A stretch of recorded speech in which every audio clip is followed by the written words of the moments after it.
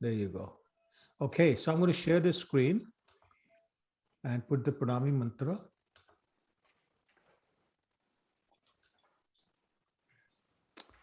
And who would like to do it today?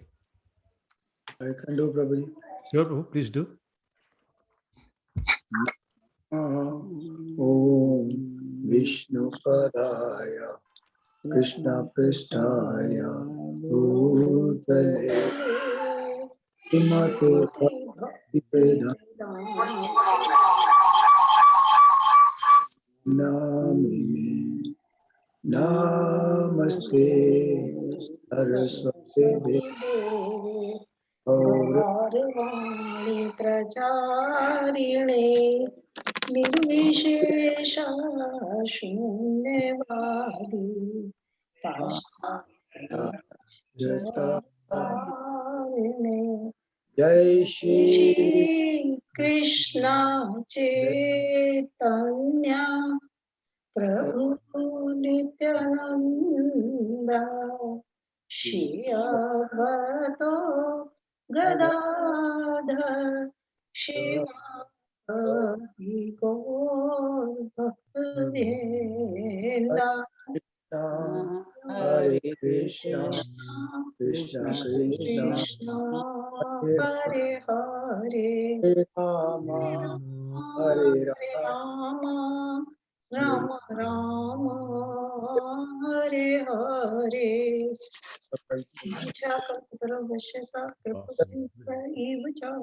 पतितानां पावनेभ्यो वैष्णवेभ्यो नमो नमः।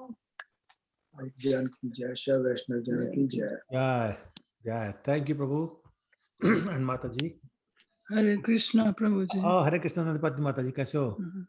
ठीक है, thank you. So I see some more people. I see Preeti is there. Hare Krishna, Preeti. Prabhu. Hare Krishna. Hare Krishna, Prabhu. Hare Krishna, everyone. Hare Krishna. Ram Prabhu, Hare Krishna. Prabhu ji एक minute बता दो कौन सा कैंटो है? Canto 5, Mother, this is Canto 10. Canto 5,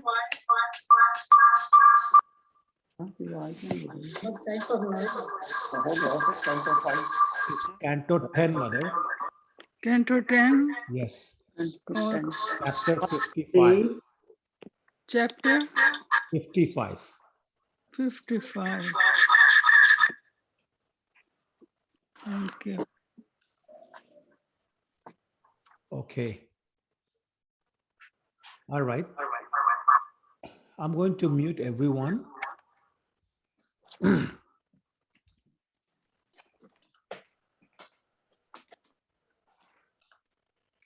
Hopefully that'll solve the problem of this feedback. Are there any questions from last week before we move on?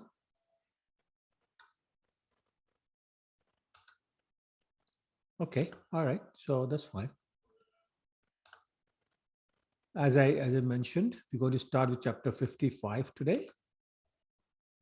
And actually it talks about, excuse me, the first son of Lord Krishna. Anybody knows the name? Pradyumna? Yes. Pradyumna. Yes, Pradyumna. So, excuse me.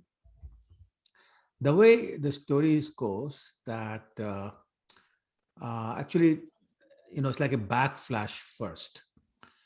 There was a time when Mother Sati, who was the wife of Lord Shiva, she had insisted on going to her father's fire sacrifice ceremony uninvited, despite objections from her husband, Lord Shiva. And when she got there, she found that her husband was being insulted because there was no oblations offered to him. She was not welcome. She got so upset, she burned herself with her own internal fire. And Lord Shiva obviously was very upset, so he started performing severe austerities and basically started meditating. And it became so intense that there was a lot of discomfort created for everyone in the material world. So the demigods got together and, excuse me, they asked Cupid. Anybody knows the Hindi name or Sanskrit name for Cupid? Kamdev. Prabhuji. Kamadev, yes, Prabhu, thank you. So Kamadev,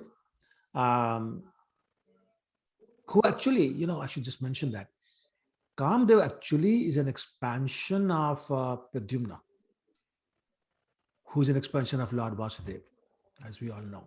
Anyway, so his job is to basically create a material desire of sensual nature in everyone's heart. So they went to him and said, we want you to do your thing on Lord Shiva. And the reason is that we want to break his how do you say it? his meditation, like he's in a samadhi. Excuse me. And we also want to kindle a desire to have a child in his heart. And by then, Mother Parvati had already taken birth, and she had been performing austerities with the desire to obtain Lord Shiva as her husband. So they said, if you simply disturb his meditation and create this desire in his heart, everything will be fine. So Kamdev was scared a little bit, but he said, fine, if that's your order, then I will do it. So he went, and as you know, that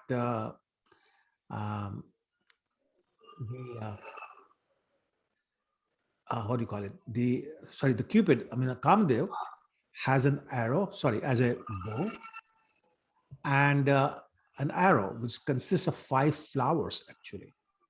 And these 5 flowers attack the 5 senses and create this desire. And so he took that and he started trying all sorts of things, like is the power to create beautiful breezes, fragrances, and other, very what you would call a sensual environment to attract the heart and mind of people. So he tried everything he could, but he couldn't. Finally, he shot that arrow at the chest of Lord Shiva, which did disturb him. Not quite in the way that he desired, but disturbed him. So he opened his eyes to see who's doing this nonsense. And he saw Cupid or Kamadev standing behind a tree. So he was so angry, he opened his third eye. And you know what happens when he opens his third eye? Anyone? It caused disaster. Sorry? Burns out. Destruction. Yeah, basically destruction by burning. Yeah. So whatever he looks upon with his third eye gets burned. And that's what happened to Kamadev. He was burned to ashes. When his wife saw that, she got very, upset. As you can imagine, her husband is dead.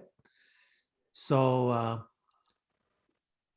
she went to Lord Shiva to say, please allow my husband to live again.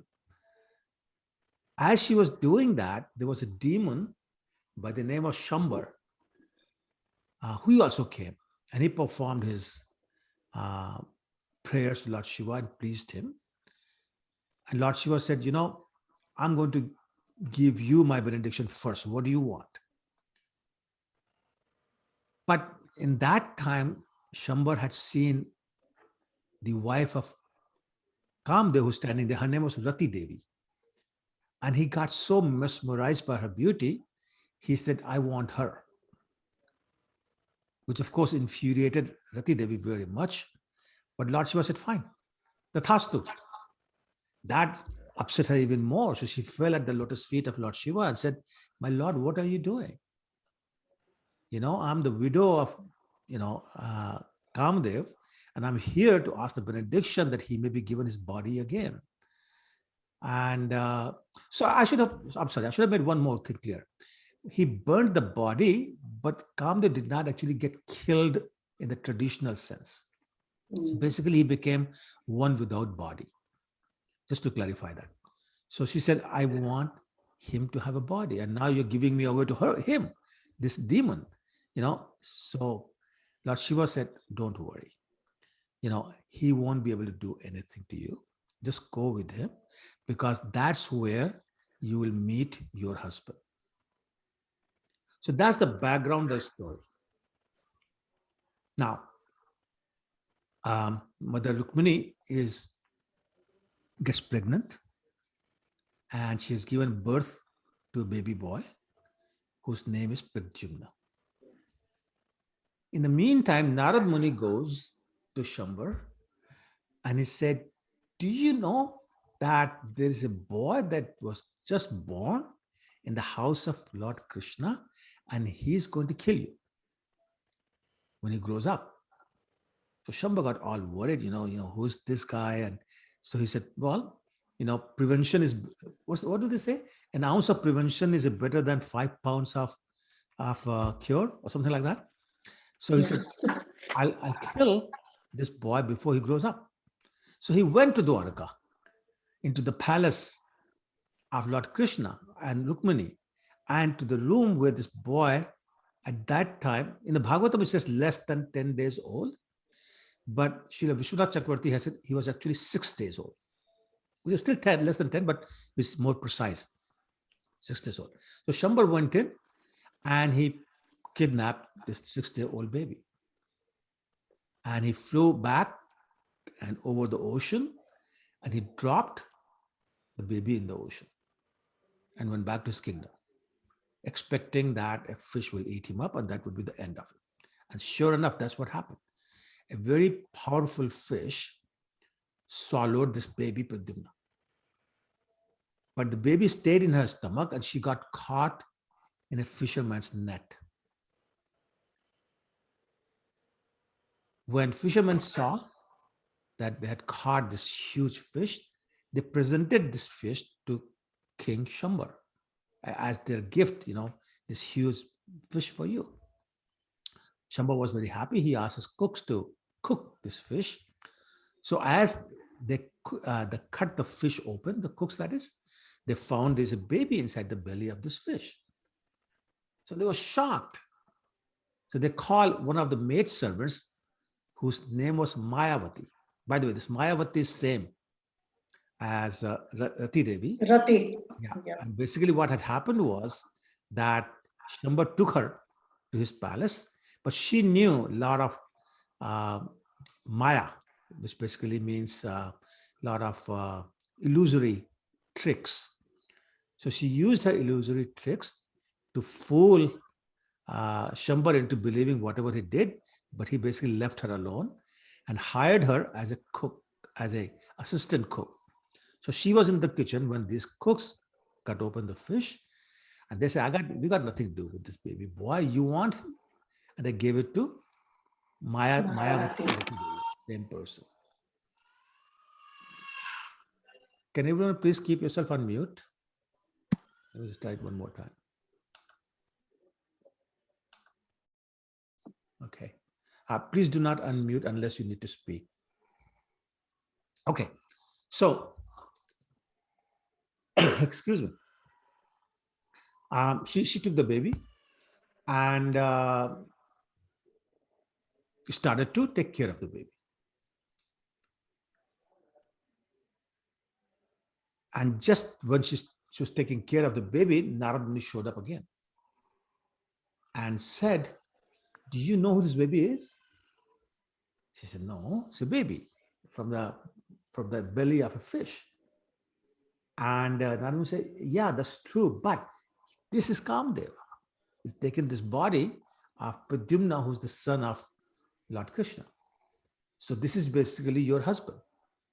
She said, oh, okay. So clearly she started feeling even more affection for the baby, raised him. And very shortly, baby grew up, Pradyumna grew up to a youthful maturity. But he was so handsome. He was so handsome. every woman who laid her eyes upon him basically was totally entranced by his good looks. And then finally, when he was really grown up, one day Rati Devi or Mayavati, his mother in this part of the pastime, approached him. And I kind of like the way Srimad Bhagavatam said it, quote unquote, playfully moved her eyebrows, in a very, conjugal way. You can imagine a mother of a boy doing something like that. Pradyumna was shocked. What's going on? So he said to his mother, my dear mother, this is not a proper maternal mood. You're behaving like a passionate girlfriend. You're my mother. So then Rati Devi told Pradyumna the whole story, who they were, how they'd end up here, and all those kind of things. And she said, you are my husband, and I've been waiting for you. Now you're here. And please, as per the prophecy of Narad Muni, you go and kill Shambar now. But you'll need help. So she instructed him in all sorts of mystic mantras, known as Mahamaya, actually, which again, something that gives you the power to create illusions. And this was so powerful, it could defeat any other kind of mystic powers or deluding spells or mantras. Because she knew Shambhar is very good at those, deluding mantras and spells and all that. So Pradyumna was ready after getting trained, and he went to Shambhar and basically started insulting him like anything, got him really, really angry. And when he was really angry, then Pradyumna said, well, don't just sit there and get angry. Come fight with me if you dare to. Well, you don't challenge Shambhar like that. So he got up, took his club and sword and all the kind of weapons and marched outside. Let's go outside and let's fight. And the fight started. And Shambhar was trying all sorts of magic spells against Pradyumna. But Pradyumna had been well trained by his mother/wife, and he fended them all off with his own Mahamaya mantras. And then finally, he took his sword and beheaded Shambhar. At that time, Rati Devi appeared in the sky and took Pradyumna away, and she went straight to Dwarka. So they get to Dwarka now, and Pradyumna and his wife, Rati Devi, they enter the palace. And they keep going, and they go to the inner chamber of Lord Krishna's palace. And all these ladies are looking at him. And he looks exactly like Krishna. His appearance, his dress, his walk, everything, just like Krishna. So they started to feel shy. This Krishna coming, so they were running here and there, trying to kind of hide themselves and look at him at the same time. But after a little while, they said, wait a minute. He looks so much like Krishna, but it can't be Krishna. There are some very noticeable differences, in their appearance. And once they understood that, they all came out. Once they understood he's not Krishna, it's somebody else, they all came out and started to ask, who are you? In the meantime, Rukmini Devi also came out, and she saw Pradyumna, and she was overwhelmed with her, motherly love immediately. So much so that Bhagavatam says that the milk was flowing, out of her spontaneously. It's coming out. And she also noted that, look, Pradyumna looks exactly like Krishna. So now she was really eager to find out who's there looking so much like Krishna, and why is she feeling such motherly love for this person. And then she remembered how one of her sons had been kidnapped from the maternity room while he was only 6 days old. And she said to herself, if that son of mine was still alive, he would be the same age as this boy standing before me.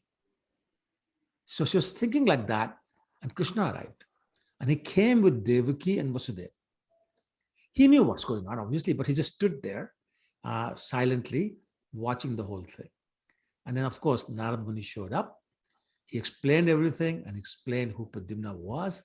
And of course, everybody was amazed to hear this whole story. And everyone was embracing Pradyumna and his wife Rati Devi, and of course they were very much welcomed.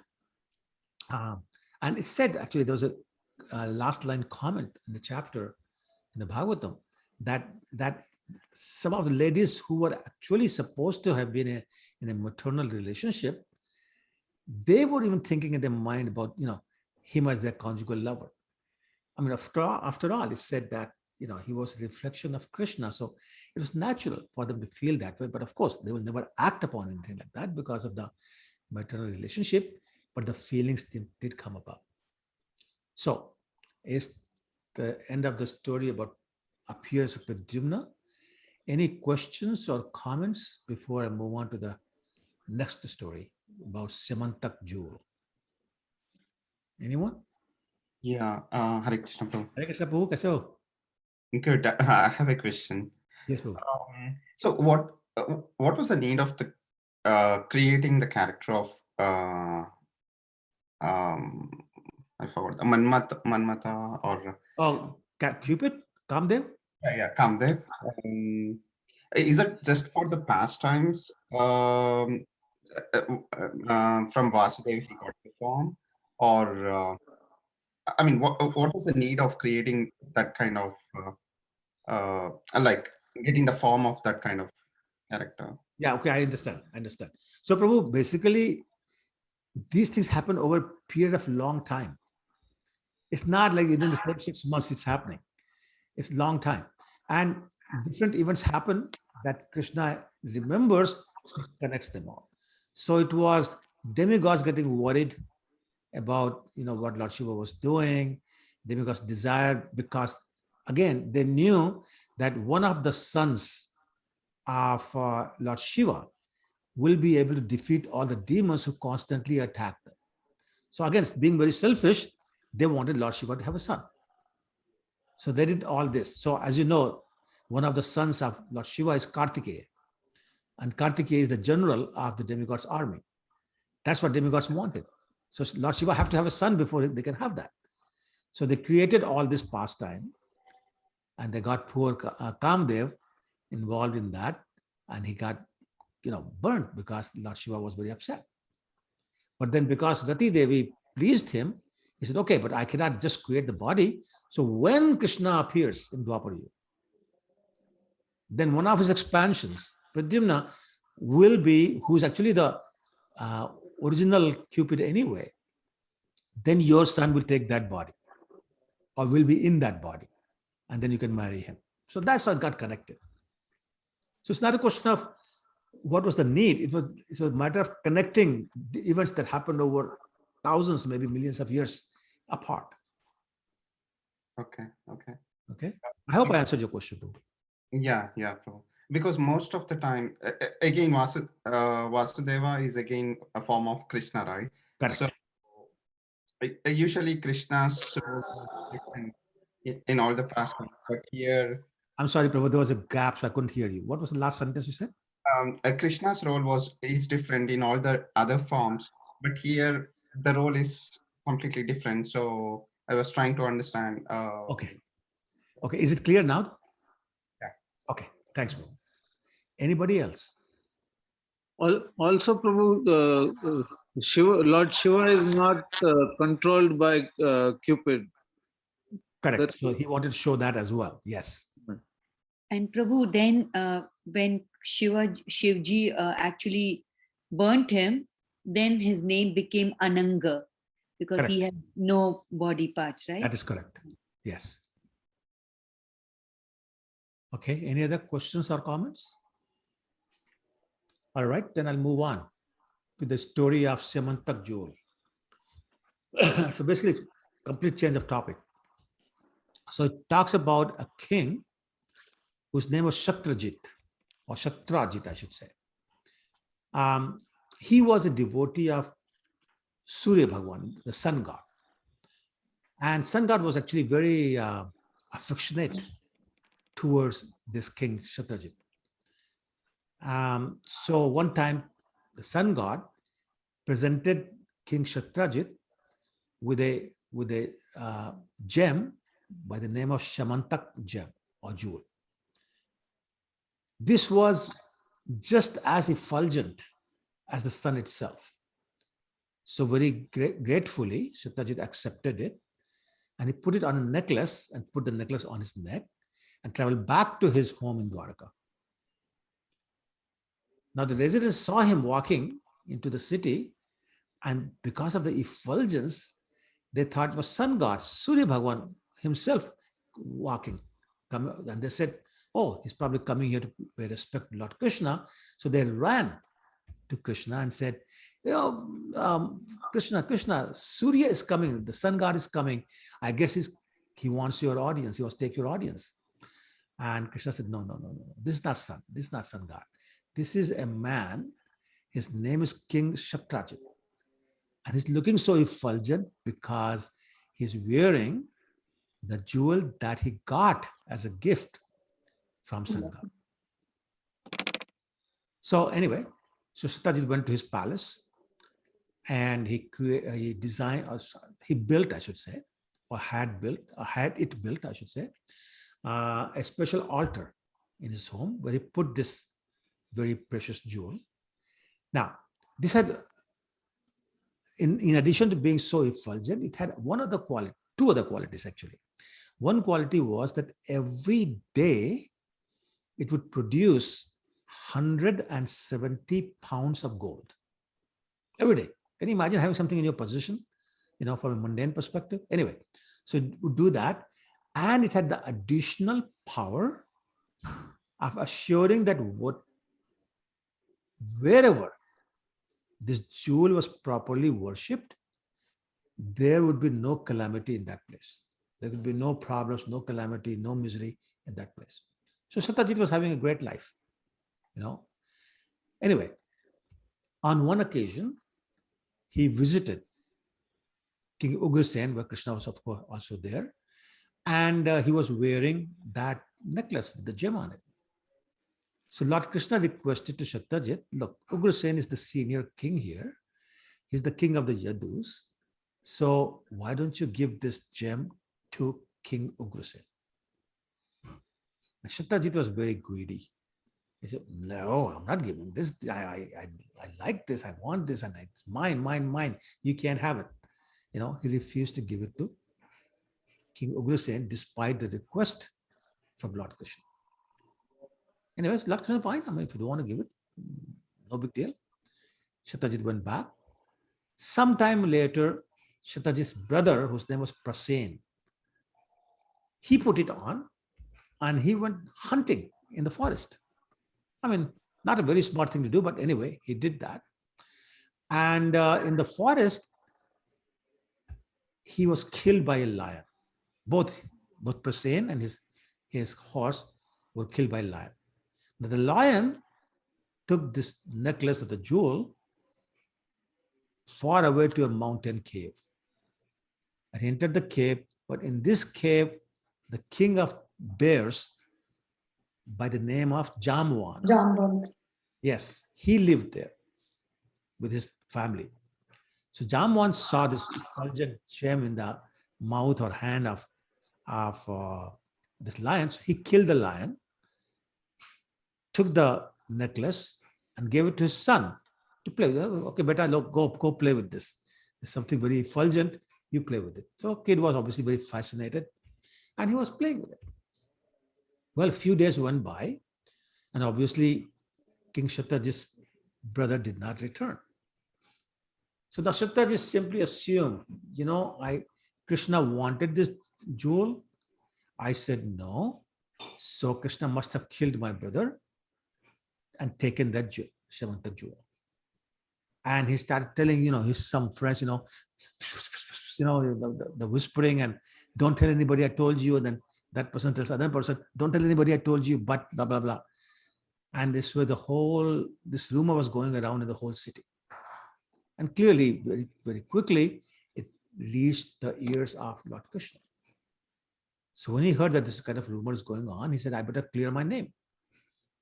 So he collected a few friends, the senior citizens, not senior by age, but by rank or reputation, citizens of the city of Dwarka. And he said, let's go look for Prasen. We'll see what happened. So all of them went. And eventually they found the body of Prasen. It was very clear that he has been killed by an animal. And also his horse's body lying not very far away from the body of Prasen.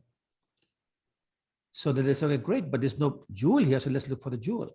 So they went further looking for it, and they found the lion, the body of a lion that Jamwan had killed. And this was just outside the cave. So Krishna said, look, this looks like a very big but totally dark cave. So you guys stay here at the mouth of this cave. Let me go inside and investigate what happened. So Lord went inside the cave where Jamwan was living with his family.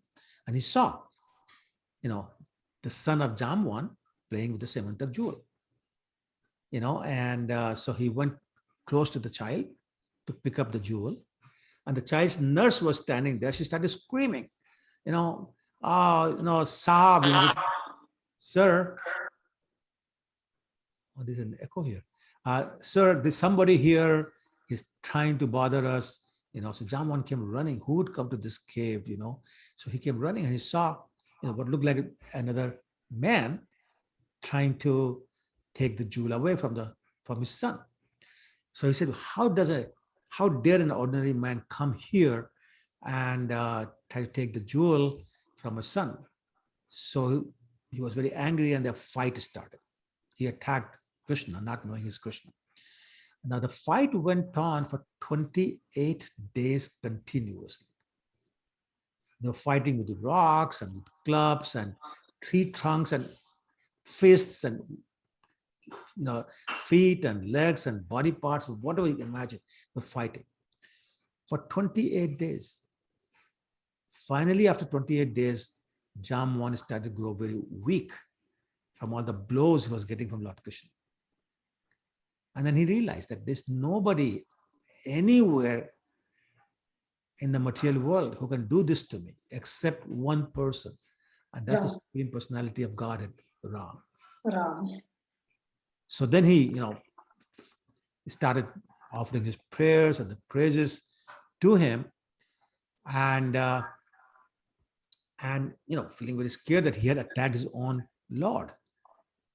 So Lord Krishna touched his head with his lotus hand, and that dispelled any fear Jamwan was feeling.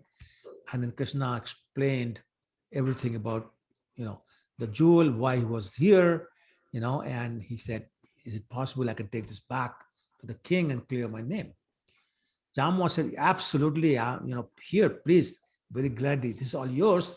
And he said, just as an apology of my stupidity to not recognize you, my own Lord, I did not recognize you and attacked you.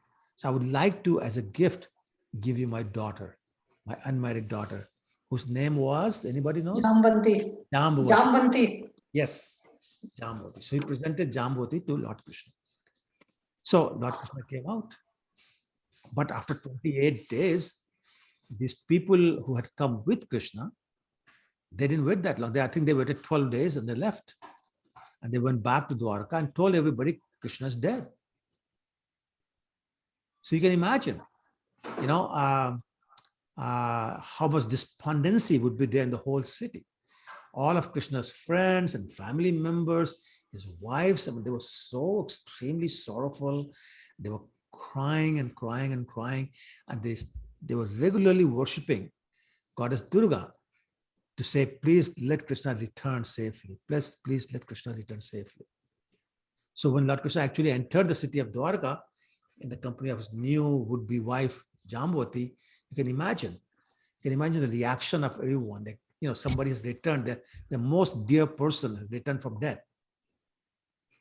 So of course, he was welcomed and all that. Anyway, then Lord Krishna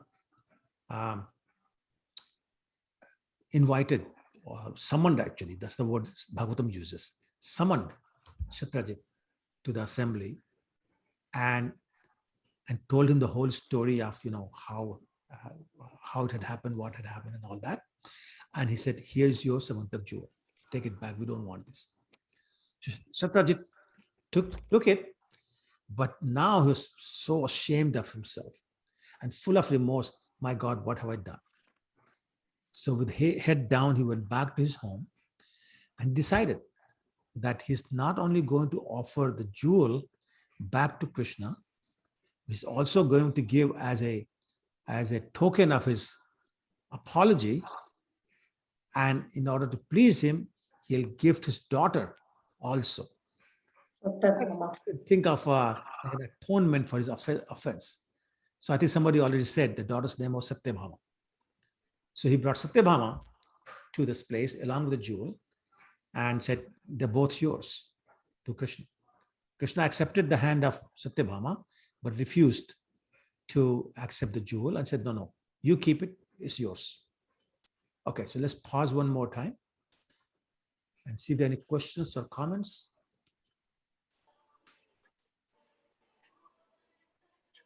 No? Okay, all right, then I'll keep going. Now, the scene changes a little bit. As all this was going on, in Hastinapur, there were a lot of bad things were going on, and intrigue is the word I was looking for. Intrigue going on, created by Duryodhana himself.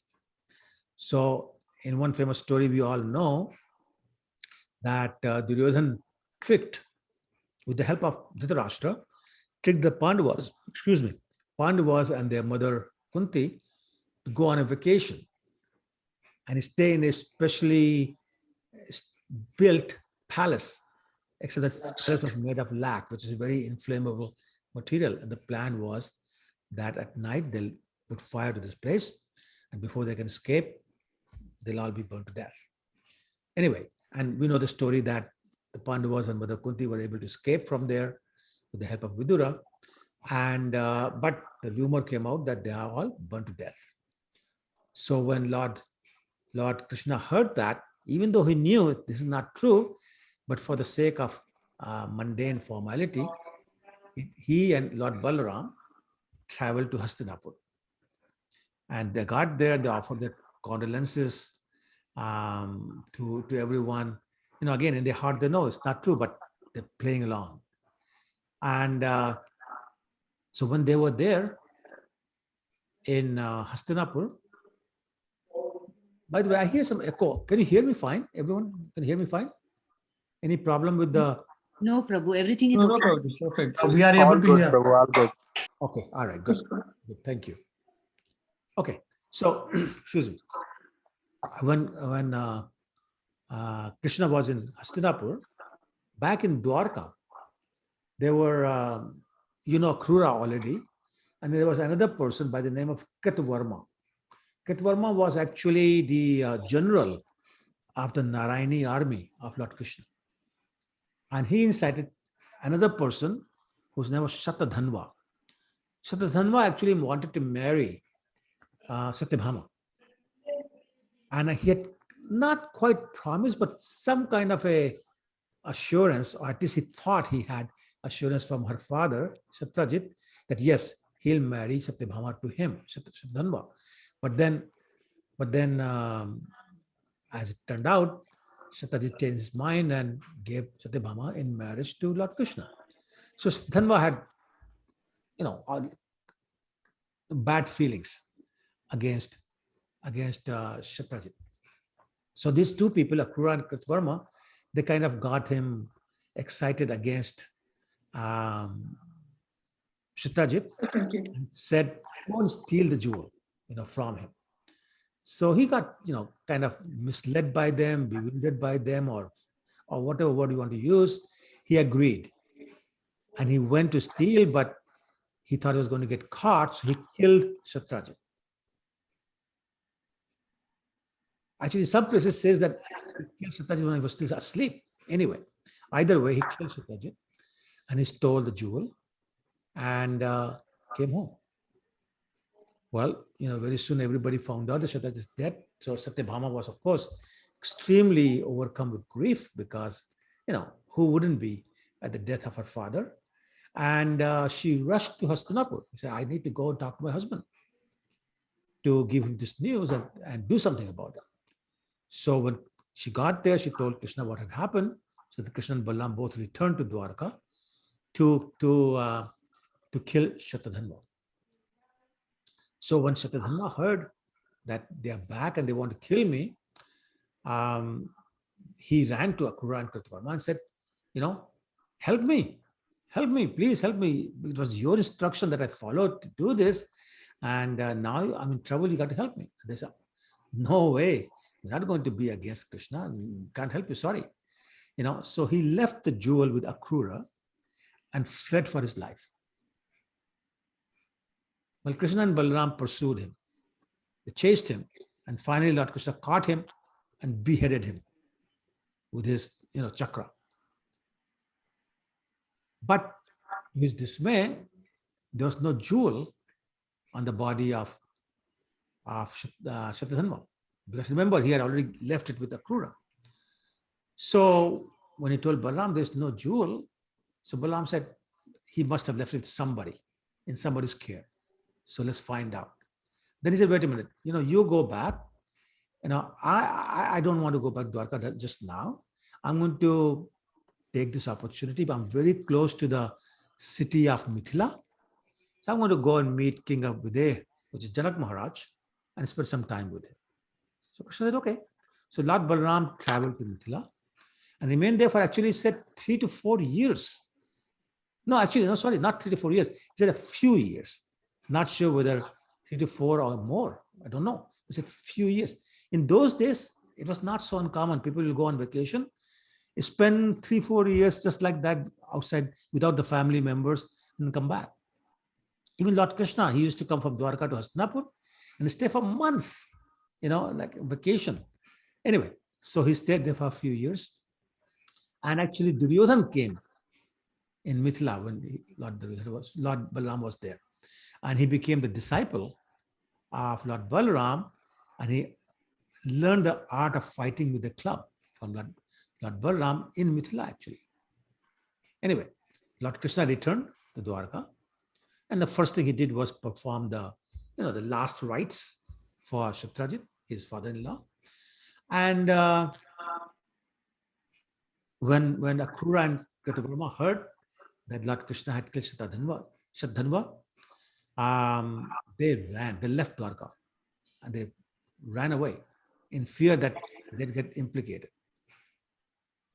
And as soon as they both left Dwarka, all sorts of disturbances, mental, physical, environmental, started happening in Dwarka. And the citizens said, wait a minute, we remember a story. We remember a story that once there was a drought in Varanasi. And the king of Varanasi gave his daughter in marriage to Akrura's father, who was visiting Varanasi at that time. And as soon as he did that, all the drought and disturbances in Varanasi stopped. So they said, so therefore Akrura must have the same powers. And because Akrura has ran away from Dwarka, Dwarka is having all these problems. So they said, bring back Akrura. They basically ordered Krishna, bring back Akrura. Now, Krishna knew that Akrura's exile has nothing to do with what's going on in Dwarka with all these disturbances. But he said, what's the use of trying to convince these guys? They'll never be convinced. I may as well go and get it. So he went and brought Akrura back to Dwarka. And, properly honored him, worshipped him, greeted him. All the great things you're supposed to do with a guest. And then he told Akrura that, look, uncle, I know that Shatadhanva left the jewel with you in your care. And you also know that Shatrajit has no sons. So therefore, by law, his daughter's children should be the rightful claimants to the jewel.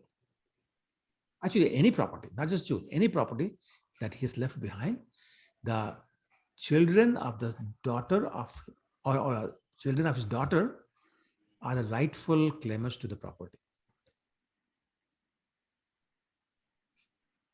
So, and you know what? I don't even want you to give it back to me. You keep it. I don't want it. Nobody wants it. You keep it. But please just let me show it to my relatives just once, and I'll give it back to you. Sakura agreed. He brought the jewel, presented to Krishna, and Krishna showed it to every family member. Said, "This it is. Here it is," and he gave it back to Akura because he has no attachment for this. Okay, I'm going to pause again and see if there are any questions or comments before I change the story again. Anyone? No? Okay, all right. I'll keep going. Now, Shuddha Goswami talks about the story of, or stories maybe I should say, of Krishna marrying 5 princesses. So how many wives does he have by now? Anybody know? By now, 3. 3, and the names are? Rukmini first, then Janvati, Yes, and then Satyabhama. correct. So he's got 3 now, and the story kind of goes in a flashback again, and now it goes back to Pandavas after they had been exiled for 12 years, and the 13th year was incognito. They finished that, and then they had asked for the kingdom back. They were not given it. So they had moved to another place called Indraprasth, where they were residing. So Krishna went there to Indraprasth, and he took with him Satyaki, who's also known as Yuyudhan, who was actually a relative of Krishna and also a student of Arjuna, actually.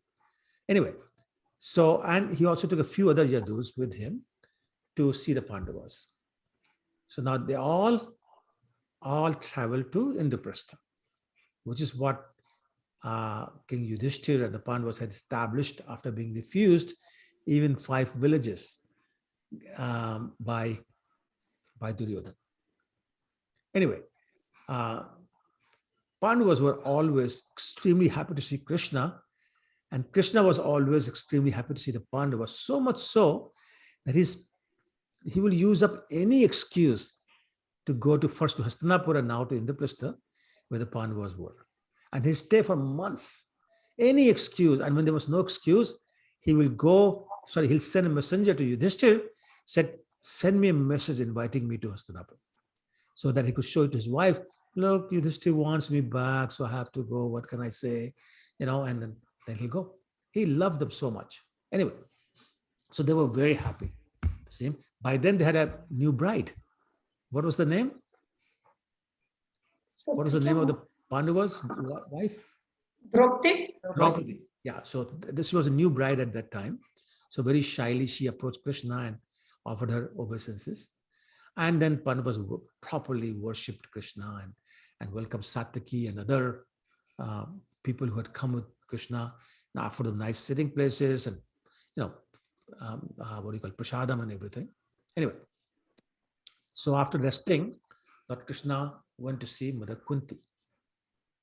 And he went there to her room, offered her his respects rather. And then they started talking. And, after you meet somebody after a long time, the first thing you say is, "So how's everybody at home?" So that's what Mother Kunti asked. And Krishna asked the same thing, "How's everybody here?" They had these pleasantries and curiosity satisfied. And then Mother Kunti started to recall all the miseries that Duryodhana had inflicted upon her and her children. And she said that, "Look, Krishna, you are our only protector. You are the well-wisher of the whole entire universe." And she said, I understand that you are free from all the dualities, the delusion of mine and yours and somebody else's. You're free from all that. But it may be that, but I know also that you reside within the hearts of those who meditate on you constantly. and you destroy all the miseries in their hearts of the people who constantly meditate upon you. So basically hinting that my dear Krishna, we are constantly meditating upon you. Please help us. And then Yudhishthira Maharaj spoke up. He said, my dear Krishna. Remember, Krishna was younger than Yudhishthira Maharaj. So we'd call him by his first name. He said, only because we executed many, many pious deeds in our previous life, that in this life we're able to see your lotus feet. You know, those feet that even the great yogis find very difficult, actually impossible to attain. And here we are seeing them. Anyway, so nice conversations happened. And Krishna stayed there in the prasad for several months. You know, and during his stay, one day Krishna and Arjuna, who are very close friends, not just brothers, but very close friends, they went hunting in the forest. So, you know, after a while you get tired and sweaty and all that. So they decided to take a bath in Yamuna River, which is flowing nearby that forest. And there they saw a very beautiful, charming young woman. So Krishna said to Arjuna, hey, go find out who's this girl. You know, find out everything about her. So Arjuna went, you know, very respectfully. He asked, may I please know your identity? Who are you? Please introduce yourself. And the girl said, I am Kalindi, the daughter of sun god. And seeing the curiosity in the eyes of Arjuna, she said, I'm here hoping to attain Lord Vishnu as my husband. She said, I've been performing severe austerities in this place for many, many years. But I'm not going to accept anyone else as my husband except Vishnu. And I will keep performing my austerities until he marries me. And until then, I will remain here in Yamuna, living in this house that my father has built for me here. And I stay here and do my austerities. So Arjuna said, very nice to meet you, offered his respects, went back to Krishna and told him what he had heard. So Lord Krishna said, great. He went, spoke to Kalindi, who of course knew exactly who this is, and took her to his chariot. And the three of them returned to the palace, Yudhishthira Maharaj's residence. The Pandavas then asked Krishna to help them have a palace. So Lord Krishna asked Vishwakarma is the architect of the demigods, to construct not just a palace, but a whole city that would be very, very attractive. And so it's not like almost instantly Vishwakarma did that. So they started living there. And again, Krishna stayed there for some more time. Then one day, Krishna decided that he was going to please the demigod fire, the fire god, Agni. So he told Arjuna to offer a whole forest. It's called Khandava forest to the fire god. So he said, burn this down and that'll be our offering to fire god Agni. And he went with Arjuna. Krishna was the charioteer. Arjuna was sitting there. And so with his arrows, Arjuna caused the fire and offered it to Agni. Agni was very satisfied, very happy with this offering. And in return, the fire god presented Arjuna with his famous bow, Gandiva. He gave him also a team of horses, a chariot, two, what do you call them? The quivers, the inexhaustible quivers, and all sorts of other weapons and armor. There was a demon living in the forest. His name was Maya. And he got kind of trapped. So Arjuna saved him from the fire. So Maya was very, very happy. He's a very famous demon, Maya Danav. So he reciprocated by building another splendid palace for the Pandavas. He did it for Arjun, but of course it meant for everybody. This is the famous palace where Duryodhana was once invited. And you know the story from Mahabharata that, excuse me, that the way this was built was very, full of illusions. So where there would be solid floor, you would think it's water. And where this water, it would look like solid floor. So if you watch Mahabharata, you know that Duryodhana was walking on what really was solid floor, but he thought it was water. So he lifted his dhoti up and everybody was laughing at him. And so he was a little bit embarrassed, but then he went to another place where it looked like solid floor. So he stepped into it, but it was water, so he fell down. And the story goes that it was at that time that Draupadi was watching. And when she saw Duryodhana fall in the pool of water, thinking it's solid floor, she laughed loud. She said, and I'm going to say it in Hindi and then I'll translate it in English.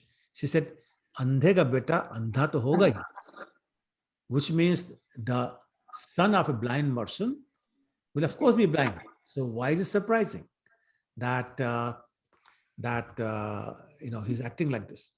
And that's the comment that caused the whole Kurukshetra war, because that was the day when Duryodhana said, nothing doing, I'm going to take my revenge. And then the whole episode of Draupadi being insulted by Ashwatthama and all those kind of things happened. Sorry, not Ashwatthama, Dushasana. Anyway, Lord Krishna stayed there for a little while longer and then took permission from all the Pandavas, Arjun, Yudhishthir, Kunti Maharani and all that. And he went back to Dwarka with everybody he had come back with. So there he married Kalindi. And sometime later, he went to a place called Avantikpura, where in the presence of many, many kings, he abducted Mitravinda. And the reason he had to abduct her was that her brothers, who were the kings of Avantikpura, they were very aware of the enmity going on between Kauravas and Pandavas. And they knew that Krishna is favoring the Pandavas, and they did not want to antagonize Kauravas. So they said, don't marry Krishna. But Mitravinda said, nothing doing, I will. So that's why Krishna had to kidnap her. In one place, I think I saw that she also happened to be a distant cousin of Lord Krishna. Anyway, so that was now the fifth wedding. Okay. Then there was a king of Ayodhya by the name of Nagnajit. He also had a very beautiful daughter of marriageable age. Her name was Satya, also known as Nagnajiti, for the daughter of Nagnajit. Anyway, so the relatives of Satya said, she's so beautiful, she has to marry someone extraordinary. So they laid down a stipulation. They said, any man who can subdue these 7 very ferocious, strong bulls at the same time will be the only one who can marry her. We don't want her to marry any ordinary person. So lots of people had trying and nobody was succeeding. So Krishna heard about this whole thing and heard about the beauty of Satya. So he went to Ayodhya. And he took a large contingent of soldiers. When Krishna entered the palace, Satya saw him, and she said, that's my husband. And she started praying that let this person be my husband. Of course, King Nagnajit knew who Krishna was. So he greeted him very nicely, provided all the hospitality you could expect for a king, from a king, and he said, he knew who Krishna really was, not just a king. He said, oh Narayan, Lord of the universe, you are full in your own spiritual pleasure. Therefore, there's nothing that an insignificant person like I can do for you, but please give me an opportunity. Tell me what I can do for you. How can I serve you? And Krishna said, the learned sages say that a person in royal order should not beg for anything. And I'm a person from royal order, so I should not beg, but I desire your friendship. Therefore, I want to ask you for the hand of your daughter. But just know I brought no gifts for you in exchange. So if you wish to, just give me the hand of your daughter. The king very affectionately and politely, humbly said to Krishna, you know, my dear, you alone would be a suitable husband for my daughter. I would like nothing more than give her hand to you in marriage. But we have set a condition to test the prowess of whoever that suitor is before we give the hand. So please, will you tame these 7 wild bulls? As soon as you do that, I'd be more than happy to give you the hand of my daughter. You would be the most appropriate groom for my daughter at that time. So Krishna said, okay, no problem. And he manifested himself in 7 separate forms, and each form subdued 1, so total of 7 bulls, and very easily, very, very easily. And sure enough, Nagnajit was more than happy to present his daughter to Krishna, and all sorts of dowry, that you can imagine, he gave to his daughter Satya. And so Satya and Krishna came back to Dwarka. Of course, you always have the villains in every story. So all these kings who had not been able to subdue the bulls, they started attacking Krishna, just like Rukmi had tried to do it. And so, of course, Krishna beat them back. Actually, Arjun was there. So Arjun beat them back. And Krishna, Satya, and the whole party came back to Dwarka. And they got married there. And then Krishna married another beautiful girl who was the princess of Kaikeya. Her name was Bhadra. And she was actually the daughter of Krishna's Bua, Shrutkirti. And so he married her. And then he married Lakshmana, the daughter of the king of Madra. And he also, same thing, had to abduct her from her Swayamvar ceremony. So that's your 8 wives of Krishna. Then, of course, we'll talk about the story of how he acquired another 16,100 girls as his wife. So I'm going to pause again. There any questions or comments? Prabhuji, I want to ask something. Go ahead. Prabhuji, so we see that Draupadi, she was a great devotee, and she was very kind also, because even when she had the chance to punish Ashwatthama, he had killed her sons, but she still said, okay, let him go, right? Mm-hmm. So such an exalted devotee and so forgiving, and then we hear this statement that she made for Duryodhan. I mean, kind of making fun that son of a blind is blind. So how to reconcile? I mean, is this for the pastime sake, or? Yeah, all these pure devotees, they come to participate in the drama that Krishna is going to play in the material world. It's called its pastimes.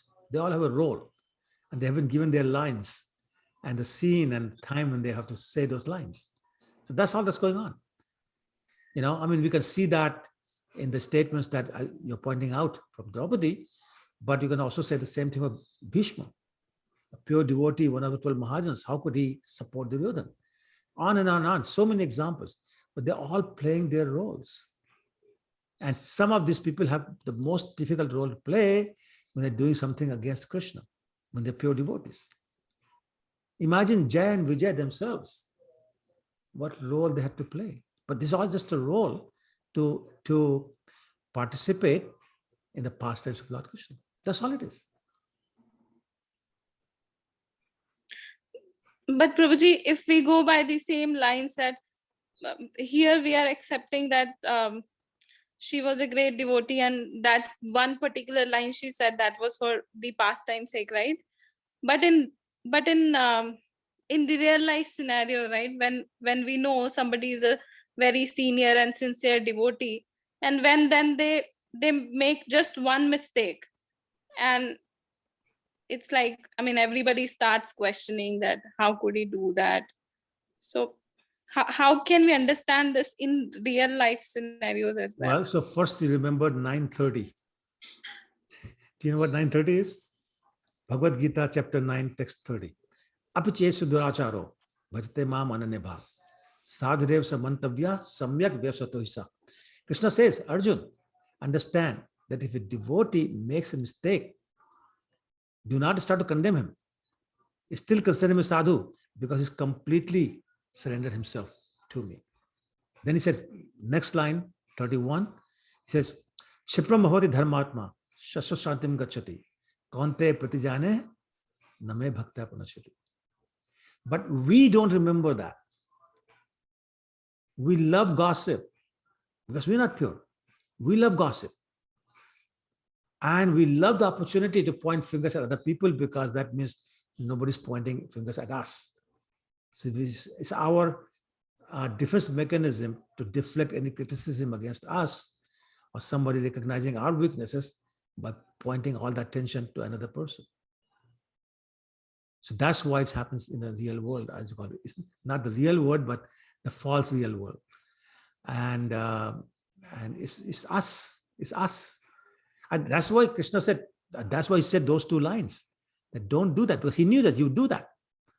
And so it's happening. We are doing that. But we shouldn't be doing that.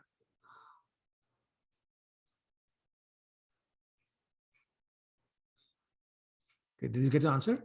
Oh, okay, thank you. Anyone else? Okay, all right, then I'll keep going. Okay, so I said that, and then Krishna married the, 16,100 girls. So what's the story of that? Well, there was a demon by the name of Narakasur, who's also known as Bhaumasur. Does anybody know who the names of the parents of this demon? Bhumi Devi and Hidnyaksh. Say again, beta? Varadev. Varadev. Yes, Varadev and Bhumi Devi. The whole Varadev Leela. So he was born from that Leela. Anyway, excuse me. So Narakasur or Bhaumasur, same person, two names. He stole Lord Varun's, who's the demigod of water. He stole his umbrella. And he stole Aditi's earring. Aditi is the mother of all demigods. And he stole the playground of the demigods, which is known as a Mani Parvat. So when that happened, Indra, the king of the demigods, he went to Dwarka, to Krishna, and described what this demon was doing. You know, it's causing so much disturbance, he's stolen all these things, and he requested Krishna to help. Krishna said, okay, I was ready for a vacation anyway. So he said, Satyabhama, you come with me. Because the reason he said that was a previous story where Indra actually himself had presented the Parijat plant to Krishna, and he had given it to Rukmini. Satyabhama was always saying, how come she got it? I didn't get it. How come she got it? I didn't get it. So Krishna said, well, this time to get one for her also. So he said, come along. So Queen Satyabhama went with Krishna as Krishna mounted, not chariot, but his carrier, Garuda, and went to the capital of Narakasur's kingdom. I forget the name of the capital. It's mentioned in Bhagavatam, but I don't remember. Anyway, so on a field outside the city of where Narakasur was living, there was another demon by the name of Mura. So he attacked Krishna, and Krishna basically decapitated him with his Sudarshan Chakra. Anyway, then Mura's 7 sons came out to fight with him, and so Krishna killed them also. And after that, Narakasur himself came to fight with Krishna, and he was riding an elephant. And the usual thing, Narakasur threw his lance, and Krishna did something else, and Whatever Narakasur would throw, Krishna would break into pieces with his arrows or Sudarshan Chakra. And basically, Lord Krishna killed everyone. I think that's the statement in Bhagavatam says, he cut the entire army into pieces. Anyway, and then with his chakra, Lord Krishna cut off the head of Narakasur. So Narakasur is now dead. At that time, his mother appeared, Bhumi Devi, and approached Lord Krishna and returned everything that Narakasur had stolen. And she offered up prayers to Lord Krishna and then presented Narakasur's son to Krishna. And the son was extremely frightened, but she brought him anyway to Krishna. And Krishna was very kind to this boy, the son of Narakasur. And he actually pacified this boy. Don't worry, son. You're fine. No problem. Don't worry about it. You have no danger here. Anyway, so after that, he entered the palace of Narakasur. And there Narakasur had imprisoned 16,100 young princesses from different places.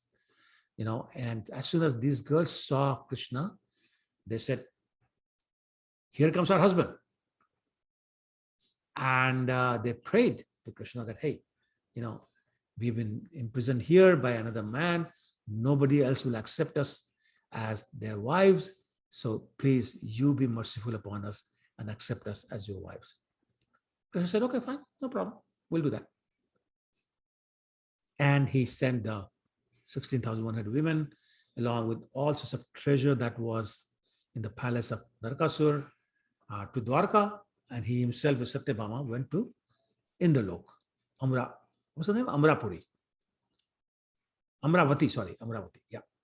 Anyway, so he got there and he returned the earrings to Aditi. Indra and his wife Shachi Devi worshipped him, really welcomed him and thanked him very sincerely for his help. And then Satyabhama nudged Krishna that, hey, don't forget. So Krishna uprooted the Parijat tree, put it on the back of Garuda. Well, Indra got very upset. How dare you take our Parijat plant? I mean, this was for my wife. He actually attacked Krishna. The same Indra had gone all the way to Dwarka for help to kill Narakasur, and just for a plant, he's attacking his own god, Krishna. Anyway, so of course, Krishna defeated Narakasur, Indra, I mean, and excuse me, there were some other demigods who were also opposed to Krishna taking the Parijat flower. So Krishna defeated them also, and he returned with Satyabhama to Dwarka. He planted it in a garden outside Satyabhama's palace, and that was it. So the point is that, here was Indra. He came to Krishna, and he was being so humble, offering obeisances, begging him for help. Please, please, please kill Narakasur. But as soon as his work was done, he did not want to part with his Parijat flower. And he quarreled, he fought, he attacked Krishna. And that's the problem with the demigods. They become so intoxicated with their opulences. They become so puffed up about it that they forget the right behavior. Indra is very clearly demonstrating that. Anyway, so Krishna comes back to Dwarka. There are the 16,100 girls. He marries them, marries all of them simultaneously. And he manifests 16,100 separate palaces and 16,100 different forms, expansions of himself, marries them all at the same time, and starts living with them, as a householder. Just like an ordinary person, like the whole activities, daily activities of worship, Gayatri, puja, yajna, taking care of the business, spending time with wives and children and all those kind of things. He's doing all that in his 16,108 palaces. Okay, so I'm going to pause one more time. see if there are any questions or comments before I move on. Anyone? No? Okay. I'll keep going. Okay. So one day in the palace of Rukmini, Krishna is sitting there, leisurely having a conversation with Queen Rukmini in her bedroom. And she's so attached to Krishna. She's so subservient to Krishna that even though there are all these maids to fan Krishna, but she takes the fan from a maid. She says, no, my job. She starts to fan.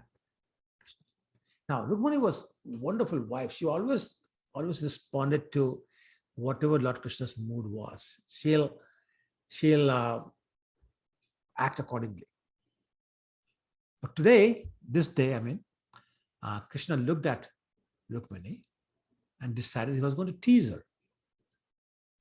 And he said, Rukmini, there were so many rich, wealthy, powerful, opulent kings who were actually really worthy of you in their appearance, their character, their power, their fame, their wealth, and they wanted to marry you. And actually, as you know, your father and your brother, their intention was to give you in marriage to another wonderful, powerful, famous king, Shishupal. So he said, Rukmini, then why did you accept somebody's unsuitable husband like me as your husband? That I once renounced my kingdom and I fled to the sea in fear of another king, Jarasandha. So I'm a coward. But it's not just that. That I have transgressed worldly morality so many times for so many years. And on top of that, I own nothing. And that is why all the people who have nothing, the akinchanas, the paupers, I'm very dear to them. So one pauper loves another pauper because I own nothing, they own nothing. So they can relate to me very nicely. And as you know, the rich people, the famous people, the beautiful people, the highly educated people from, great families, they don't worship me. And he looks at her and he says, in a marriage, it's always better when the man and woman come from the same social class, same type of or degree of influence, same kind of physical beauty, and on and on. So many, they match the qualities, because a marriage or friendship can flourish only between equals. But Rukmini, somehow out of short-sightedness, you have accepted a husband like me who lacks every good quality and is only glorified by beggars. So, Rukmini, it's better if you had married, it would have been better if you had married some prominent warrior. Then you might have been happy in this life and the next life. And as you know, your brother Rukmi and Shishupal, other kings like them, they all hate me. And it was only to cut down their pride that I kidnapped you.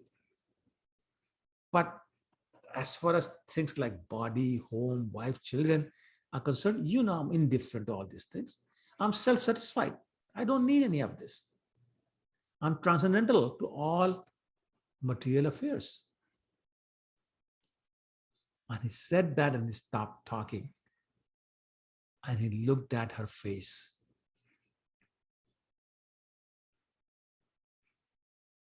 He had literally destroyed Rukmini's confidence that she was his favorite.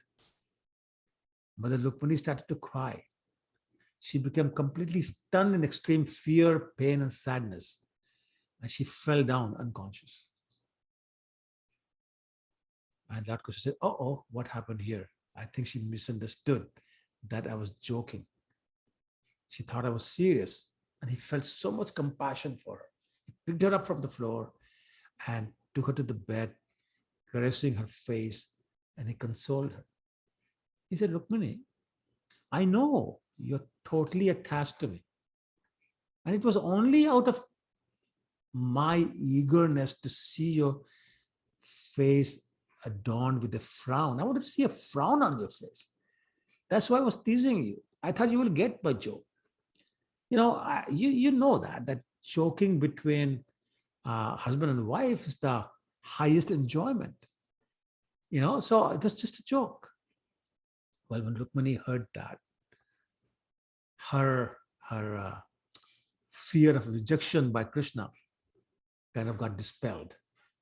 You know, and understanding that Krishna was just joking, she said, and I guess she started joking back. And she said, you know, my dear Lord Krishna, what you said about the two of us being mismatched is actually true. After all, no one is equal to you. You're the omnipotent master of three principal deities, Brahma, Shiva, and Vishnu.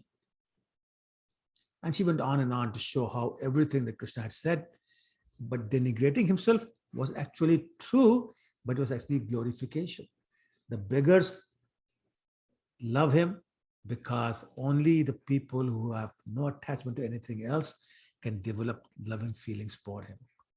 People with any kind of opulence cannot. So, and she went on and on. So then Lord Krishna spoke to Rukmini with great degree of affection. And he said, Rukmini, I didn't intend to agitate your mind. I was just joking. But really what I was trying to do was to demonstrate the strength of your chastity, the strength of your love for me.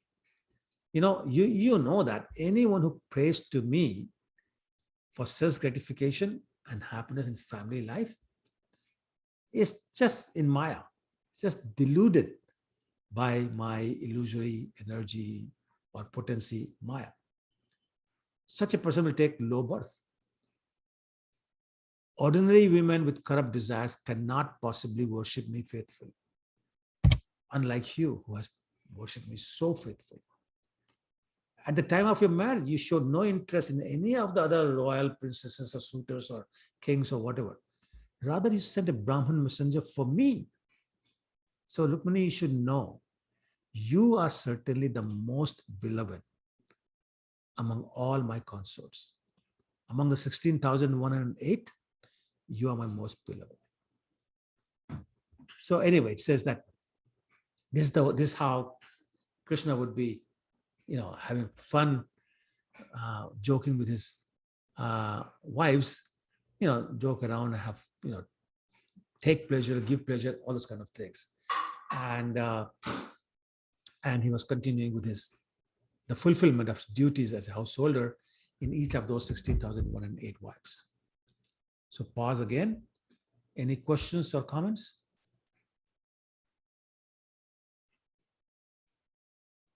Okay, all right, then I have 5 more minutes that I'm going to finish very quickly. Now the story moves to Rukmi, where, excuse me,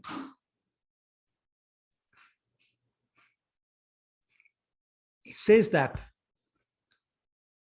just like Krishna was doing with Rukmini, he would do not just that particular joke, but he'll spend time with all his wives separately,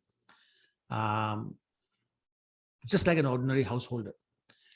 And these wives, you know, under the illusory potency of Krishna, they kind of not understand the full truth about Krishna.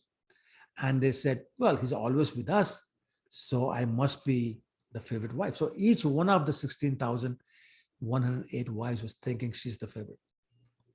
They were all completely taken by his beauty, his loving conversations, you know, and all the things that he did for them.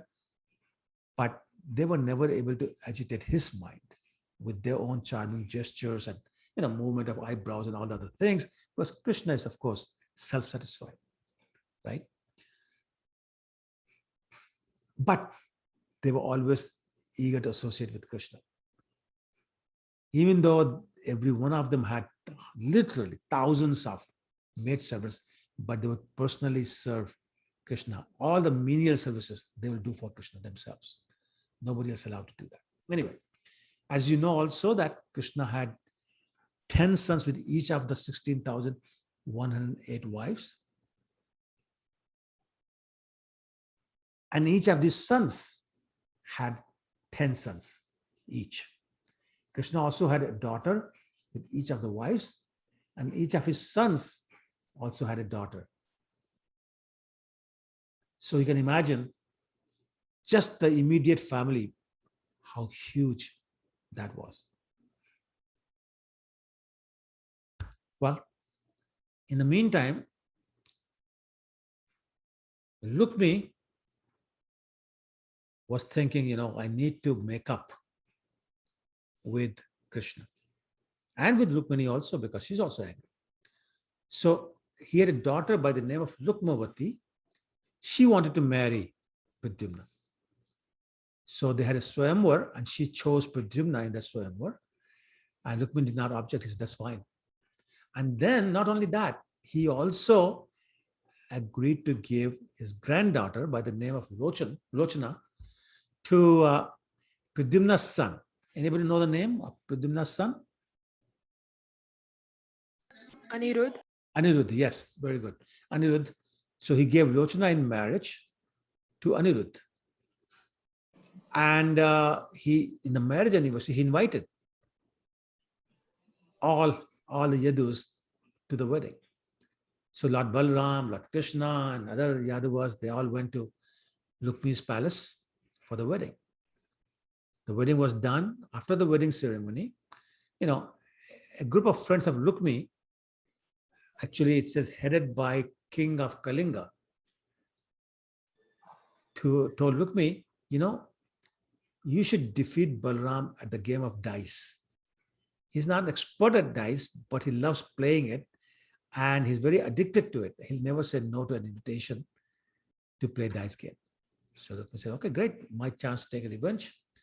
And he challenged Lord Balaram to have a gambling match using dice. Lord Balaram agreed. In the first match, Rukmi defeated Balaram. And when he did that, the king of Kaling, he laughed very loud, showing all his teeth, that look, my friend has won. Anyway, the next game, Lord Balaram won. But Rukmi cheated. He refused to concede defeat. So Lord Balaram said, fine, let's play again. So they had a third match. Again, Lord Balaram won. And Rukmi said, no, you didn't win, I win. So at that time, there was a voice from the sky. The voice said, no, Balaram has won. But Rukmi, and he was being encouraged by his friends, didn't agree. He said, no, I don't agree. I don't accept defeat. And to make it worse, he started to insult Lord Balaram. He said, you are an expert in tending to cows. You're just a gwala. What do you know about playing dice?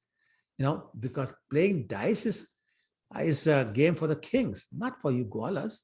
So go back to tending to your cows. What are you doing here?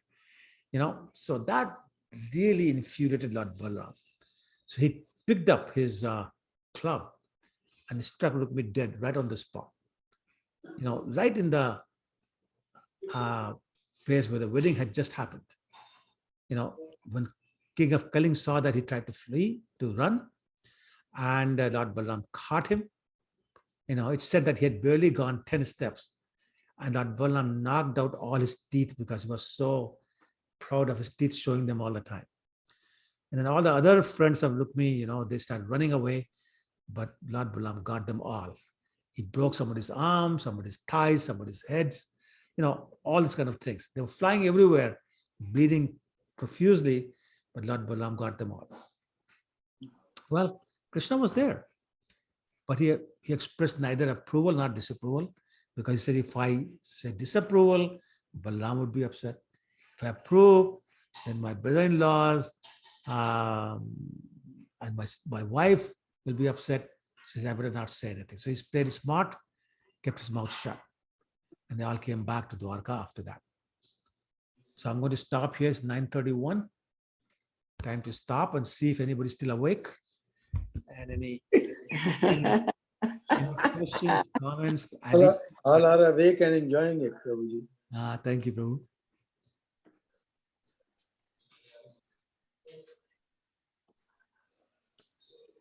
So any questions or comments?